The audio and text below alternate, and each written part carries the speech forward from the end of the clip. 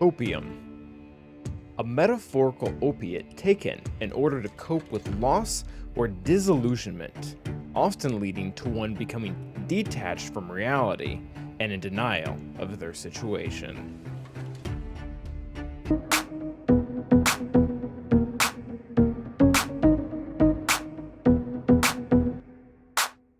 Welcome back to the class, everyone.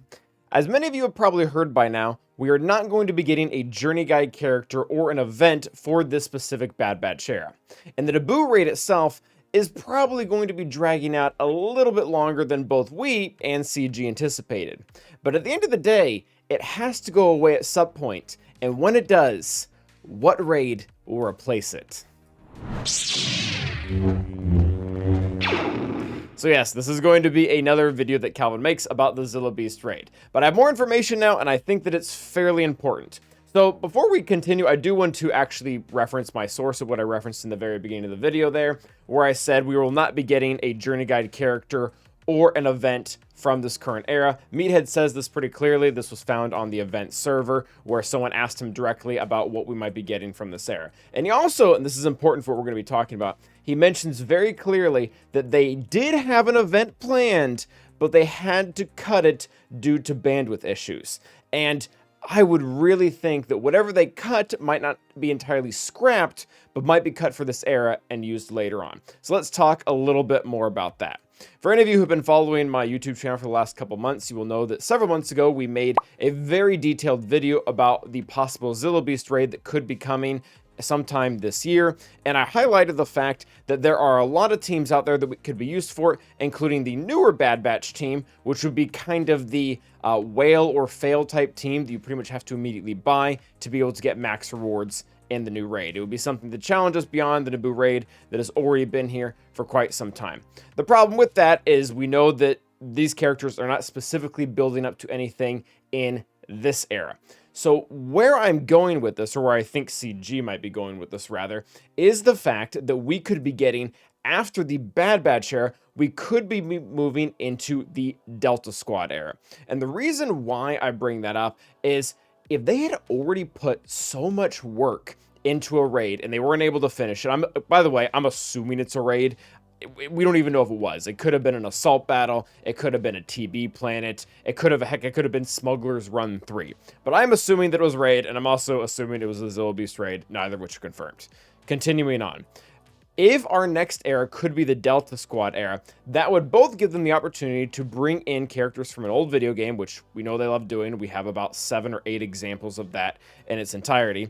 And on top of that, it would give them another reason to utilize a piece of content that they've already put a lot of work into.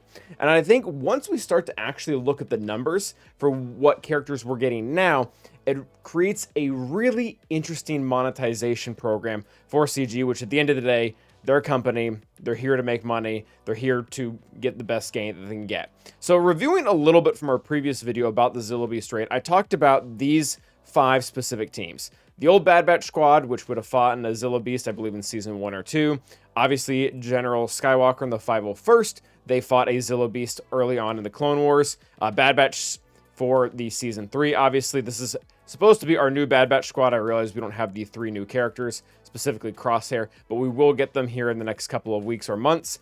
There was also a Kylo Ren comic that highlighted both Kylo as well as Vader fighting a Zillo Beast, so shout out actually to our comment section from last time. They did mention that while it wasn't explicitly shown, it's very, very heavily implied that Vader himself, when he was Anakin, also fought one. So that does fill out our roster for about 5 teams, but as we kind of know with the raids, they don't necessarily just like to stop at the exact number of 25 characters. So this could lead them to the very interesting possibility of also giving us Delta Squad on top of it. And I think it actually creates a really neat opportunity for them to do something not only with Delta Squad, but maybe even possibly with Dr. Hemlock. For any of you who have followed or played the Republic Commandos game, you know that Delta Squad is primarily made up of 4 Republic Commando clones. And in Galaxy of Heroes, almost always our teams are filled out to 5. So I don't think this is going to be a major problem. They could actually solve this in a number of ways. Number one, they could just give us a generic clone commando, or Republic Commando that we see, like, for example, in Bad Batch Season 3 or even Season 2. They could also make it as something that we can work up to unlock Dr. Hemlock and kind of give us a journey guide character very similar to how Jar Jar Binks was done, where you got the 4 Gungans, you unlocked Jar Jar, and you had your raid-ready team. My only issue with this is, while we do see Scorch himself a lot actually being under the order of Dr. Hemlock within Bad Batch Season 3 and I believe even Season 2, we don't really see the whole squad there, and it would be a little bit weird as far as lore goes to have Boss on the team and for Boss not to actually be the leader. So I don't really know if that's a perfect fit. But again, there's multiple ways that they could solve this problem, either by introducing Dr. Hemlock as a legendary or even maybe as a conquest character to actually work with Empire characters specifically for the raid.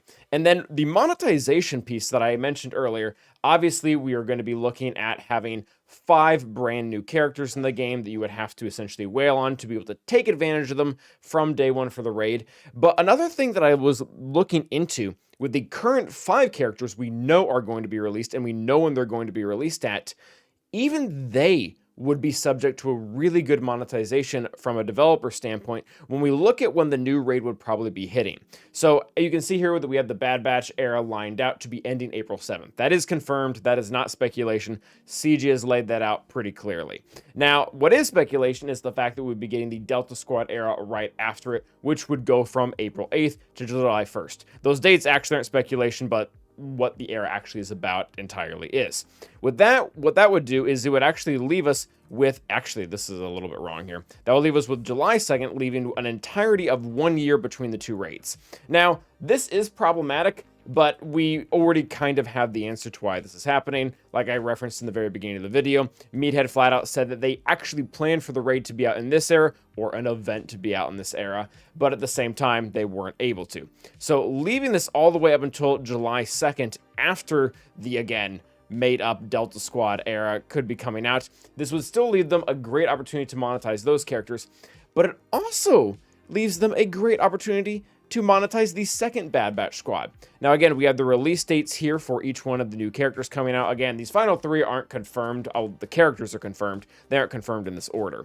But when we look at overall what it would take to farm them, with no refreshes once they eventually go to their node, with 1 refresh once they go to their node, and then 2 refreshes going to their node, assuming they're all hard nodes at whatever, 12, 16, 20 energy, it's gonna take us a long time to get them. So even if the new raid does hit at the very end of the following era, being July 2nd, you're not even gonna have all the characters up and ready to go, even if you double refresh them right out the gate. And it's gonna become increasingly hard if you're single refreshing them or you're not refreshing them at all. Not to mention if they all fall on hard node normal energy, you're going to run into energy problems alone when you're trying to refresh not only them, but your energy at the same time.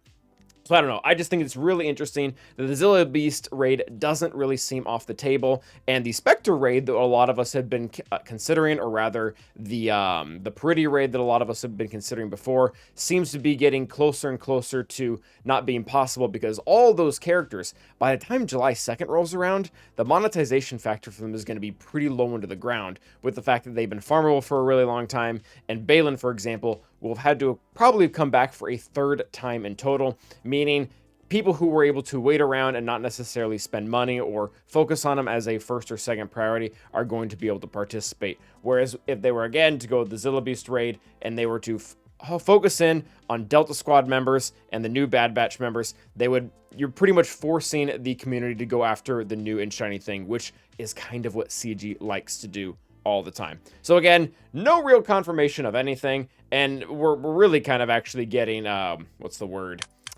Tinfoil hat here, because we're now making speculation based on speculation, considering this was never necessarily confirmed in the event the Meathead is actually referring to could actually, in all reality, not be the Zillo Beast. But it's the best theory that I have going with right now, and it makes the most sense to me, so I thought I would share it with everyone else, especially once I saw that these characters, there's still a really good opportunity for them to make money there. So thank you guys for watching. Let me know what you think. Until the next time, stay awesome.